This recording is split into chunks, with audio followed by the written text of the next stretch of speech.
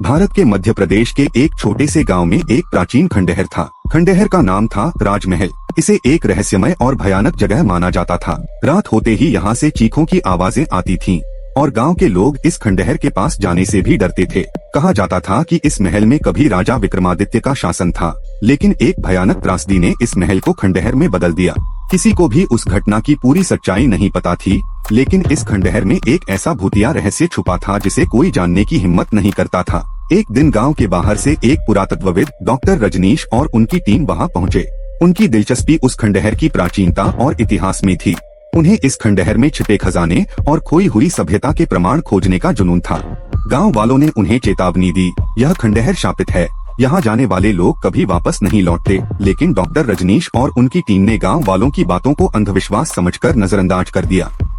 उनके साथ उनकी एक युवा सहयोगी प्रियंका और दो अन्य सहकर्मी मोहित और अनिता थे। यह टीम अपने उपकरणों और कैमरों के साथ खंडहर में प्रवेश कर गई। जैसे ही टीम ने खंडहर में प्रवेश किया, हवा अचानक भारी हो गई, आसमान काला हो गया और आसपास की चिड़ियों ने चीखना शुरू कर दिया। अनिता ने कांपते हुए कहा, मुझे नहीं लगता कि हमें यहाँ आना चाहिए था। लेकिन डॉक्टर रजनीश ने उसे शांत रहने के लिए कहा और टीम को आगे बढ़ने का आदेश दिया। खंडहर के अंदर का माहौल बेहद डरावना था। दीवारों पर अजीबोगरीब चित्र बने हुए थे, मानो कोई अनजानी भाषा में कुछ कहना चाहता हो। दीवारों से कई जगह खून जैसे लाल धब्बे नजर आ रहे थे। प्रियंका ने उन चित्रों की फोटो खींचनी शुरू की, लेकिन उसका कैमरा अचानक बंद हो गया। उसने उसे चालू करने की कोशिश की, लेकिन बैटरी पूरी तरह खत्म हो गई थी। जैसे ही वे खंडहर के गहरे हिस्से में पहुंचे, एक विशाल दरवाजा दिखाई दिया जो जंग लगा हुआ था और उस पर एक अजीब प्रतीक बना हुआ था। मोहित ने उसे खोलने की कोशिश की, लेकिन वह दरवाजा बहुत भारी था। अचानक दरवाजे के पीछे से किसी के रोने की आवाज आई।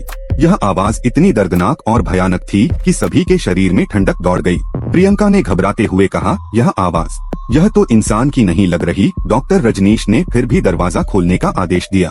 जैसे ही उन्होंने दरवाजा खोला, उनके सामने एक गहरा और अंधकारमय कक्ष था। उस कक्ष के बीचों बीच एक पुरानी राजगद्दी रखी हुई थी और उसके चारों ओर जंजीरों में बंधी कुछ आकृतियां दिखाई दे रही थीं। वह आकृतियां इंसान जैसी थीं, लेकिन उनके चेहरों पर दर्द और डर की छाया थी, मानो वे जिंदा होकर भी मर चुकी हों। टीम ने गद्दी के पास जाकर उसे ध्यान से देखा। गद्दी के पास एक पुरानी किताब रखी हुई थी। उस किताब के पन्नों पर खून के धब्बे लगे हुए थे और उस पर कुछ संस्कृत में लिखा हुआ था। अनिता ने किताब उठाई और पढ़ने लगी। उसमें लिखा था, जो कोई भी इस खंडहर के राज को जानने की कोशिश करेगा, वह इस श्राप का शिकार हो जाएगा।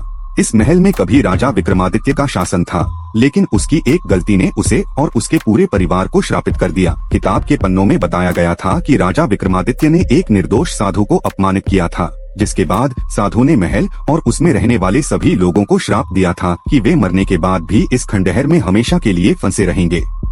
उनकी आत्माएं तब तक चैन नहीं पाएंगी जब तक कोई उनकी मुक्ति का मार्ग नहीं ढूंढ लेता। उस रात टीम ने खंडहर में ही रुकने का फैसला किया। जैसे ही रात बढ़ी, अजीब घटनाएं होने लगी। मोहित को ऐसा महसूस हुआ जैसे कोई अदृश्य शक्ति उसके चारों ओर घूम रही हो। उसकी नींद अचानक खुल गई और उसने देखा कि अनिता बिस्तर पर नहीं थी। वह उसे ढूंढने बाहर निकला, लेकिन पूरे खंडहर में उसे अनिता का कोई सुराग नहीं मिला। तभी उसे दूर से किसी के रोने की आवाज सुनाई दी।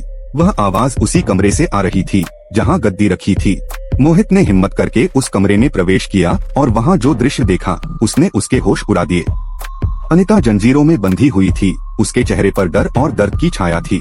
वह कुछ कहने की कोशिश कर रही थी, लेकिन उसकी आवाज दब गई थी। मोहित ने जल्दी से अनिता को छुड़ाने की कोशिश की, लेकिन जंजीरें बहुत मजबूत थीं। तभी अचानक कमरे का तापमान गिर गया और एक ठंडी हवा का झोंका कमरे में घुस आया। हवा के साथ एक काली आकृति प्रकट हुई जो धीरे धीरे आकार लेने लगी। वह आकृति विक्रमादित्य की आत्मा थी। उसकी आंखें लाल हो चुकी थीं और चेहरे पर भयानक क्रोध था। विक्रमादित्य की आत्मा ने मोहित को देखा और गुस्से से कहा, तुमने मेरे श्रापित महल में कदम रखा है, अब तुम्हारी आत्माएं भी इस श्राप का हिस्सा बनेंगी। मोहित ने कांपते हुए कहा, हम यहाँ केवल इतिहास जानने आए हैं, हम तुम्हें कोई नुकसान नहीं पहुँचाना चाहते। लेकिन आत्मा ने उसकी बात को नजरअंदाज कर दिया और कमरे की दीवारें कांपने लगीं। खून की धाराएं दीवारों से बहने लगीं और चारों ओर भयानक चीखें गूंजने लगीं।